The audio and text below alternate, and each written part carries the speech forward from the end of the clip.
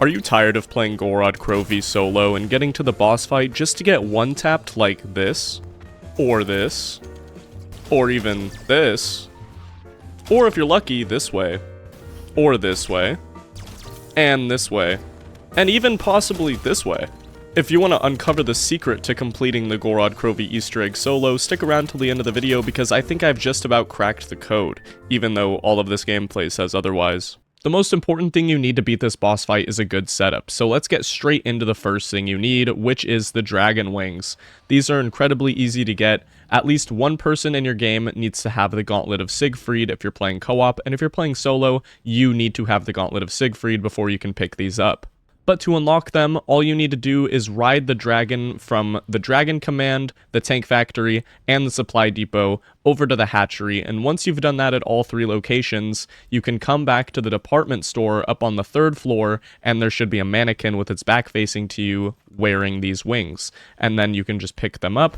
And what these wings do is provide you a 30% damage reduction from explosives and the dragon's fire, which is incredibly useful in the boss fight. Considering, you know, the entire first half of the boss fight, there's a dragon spewing fire at you, and Nikolai, all of his attacks are explosive based, so these are incredibly good to have. Don't even bother with the other two masks, as they just aren't really worth it.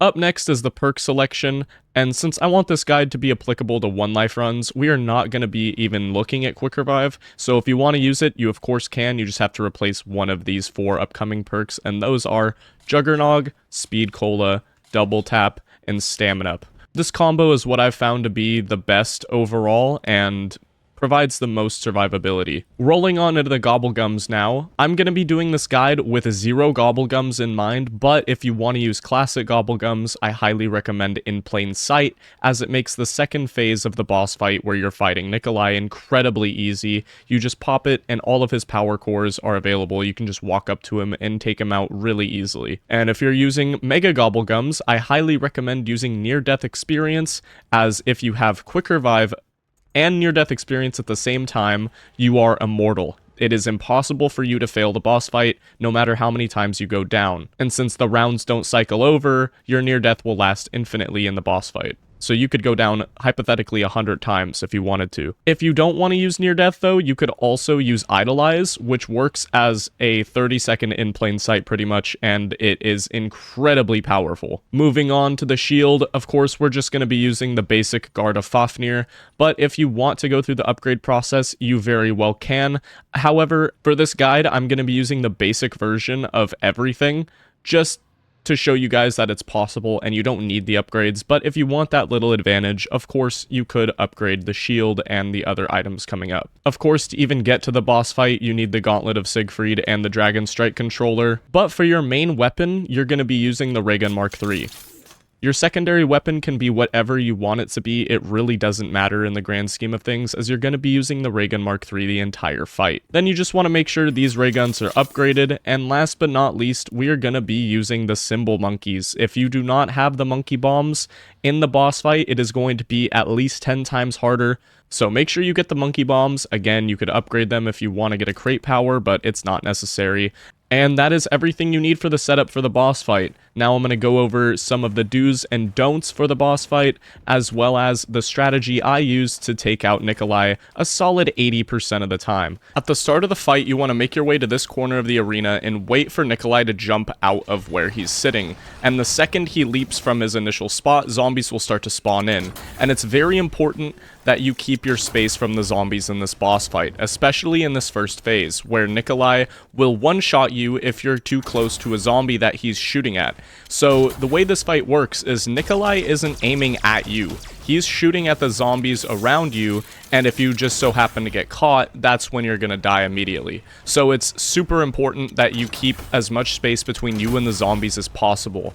And by running around the map as fast as you can in a circle like this, and prioritizing not killing as many zombies as you possibly can, you'll group up a huge horde, and then the second you see Nikolai start to shoot a harpoon, you want to throw a monkey bomb across the entire arena to get the zombies away from you.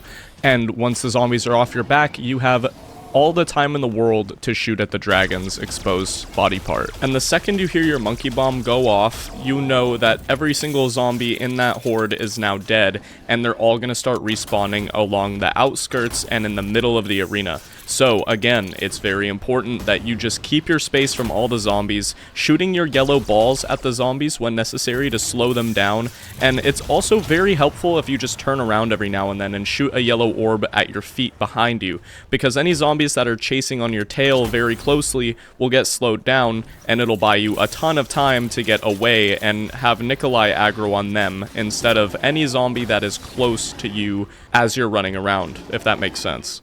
And again, whenever you see Nikolai go to shoot his harpoon, you want to throw a monkey bomb across the map and shoot the dragon's exposed body part, and the second the dragon pops, again, same thing, rinse and repeat. You just want to run around the outskirts of the arena, shooting your yellow balls, making sure no zombies get in front of you, or spawn under your feet, or come out of the window right next to you while Nikolai is staring at you.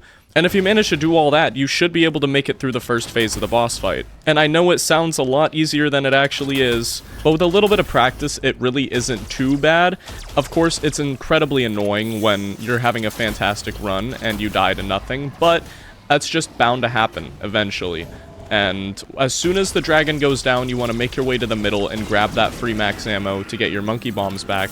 And then a little cutscene should play where you're talking to Nikolai. The second that's over, he will immediately start shooting at you. So it's very important that you play cover and you just play your life to the best of your ability. You can always throw a monkey bomb across the arena to get the attention of the zombies off of you, and so you're mainly just worried about Nikolai's damage and not everything around you hitting you as well.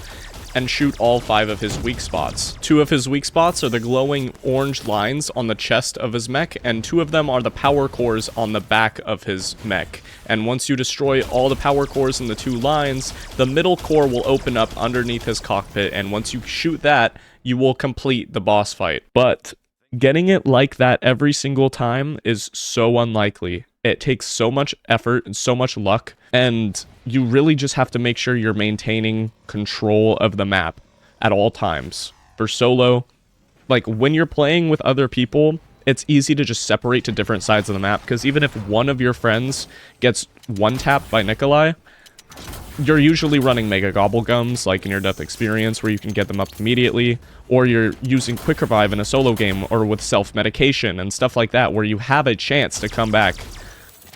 This literally, you don't have a chance to come back, so you have to play it as smart and as carefully as physically possible. And I just wanted to share my strategy with you guys, because I know there's probably a lot of people that play Gorod Krovi and they get pissed off because they die to nothing while they're in the boss fight after spending like an hour or 2 just grinding away at the Easter egg. So, you know, I'm trying really hard to figure out a set in stone method, and this is what I can come up with so far that works really well for me.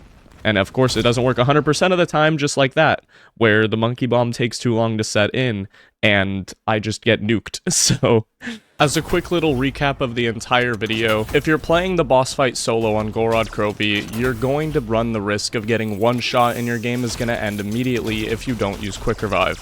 So, the only way to avoid that is by using the yellow balls on your Raygun Mark III to separate yourself from the zombies as far away as you possibly can. If you see a zombie pop out of the wall in front of you and you know Nikolai is looking in your direction, make sure you shoot that zombie before Nikolai even has a chance of shooting at it and accidentally killing you in the process. And of course, make sure you're using your maneuverability, running around the arena as much as you can. Again, the name of the game is distance, so as long as you have a lot of distance between yourself and the zombies, you'll be a-okay.